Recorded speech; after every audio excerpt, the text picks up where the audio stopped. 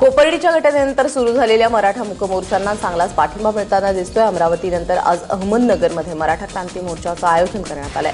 कोपर्डी नगरमध्ये असल्यामुळे हा मोर्चा या ठिकाणी होणार आहे, त्याला विशेष महत्त्व आहे। नगरकरांचा या मोर्चाला कसा प्रतिसाद मिळतो ते महत्त्वाचं आहे।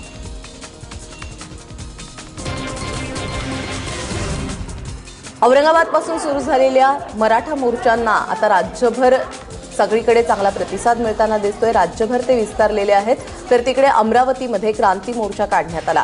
अमरावतीच्या मोर्चातही लाखोंचा जनसागर रस्त्यावरती उतरला। आज अमरावतीमध्ये कडाक्याचं ऊन असूनही काल अमरावतीमध्ये कडाक्याचं ऊन असून देखील मोठ्या प्रमाणावरती मराठा समाजाने या मोर्चात सहभाग घेतला, तर काही आंदोलनकर्त्यांना कडाक्याच्या उन्हामुळे भोवळ देखील आली। नेहरू मैदान ते जिल्हाधिकारी कार्यालयाच्या मार्गाने हा मोर्चा निघाला। शेवटी गर्ल्स हायस्कूलमध्ये निवेदनाचं वाचन करण्यात आलं आणि त्यानंतर जिल्हाधिकाऱ्यांनाही निवेदन देऊन मोर्चा संपल्याचं जाहीर करण्यात आलं। तिकडे सांगलीमध्ये 27 सप्टेंबरला होणाऱ्या मराठा क्रांती मोर्चाला शिवप्रतिष्ठानचे संस्थापक संभाजीराव भिडे गुरुजी यांनी पाठिंबा दिलेला आहे। भिडे गुरुजींनी मराठा मोर्चाला कार्यालयामध्ये जाऊन भेट देऊन पाठिंबा दर्शवलाय। राज्यामध्ये जवळपास रोज मराठा मूक मोर्चांचं आयोजन होत आहे, त्या प्रत्येक मोर्चात लाखोंची गर्दी रस्त्यावर उतरतीये। सांगली जिल्ह्यामध्ये शिवप्रतिष्ठानचं मोठं प्रस्थ आहे आणि त्याचमुळे भिडे गुरुजींच्या पाठिंब्यामुळे या ठिकाणी मराठा आंदोलनाला बळकटी मिळाली आहे।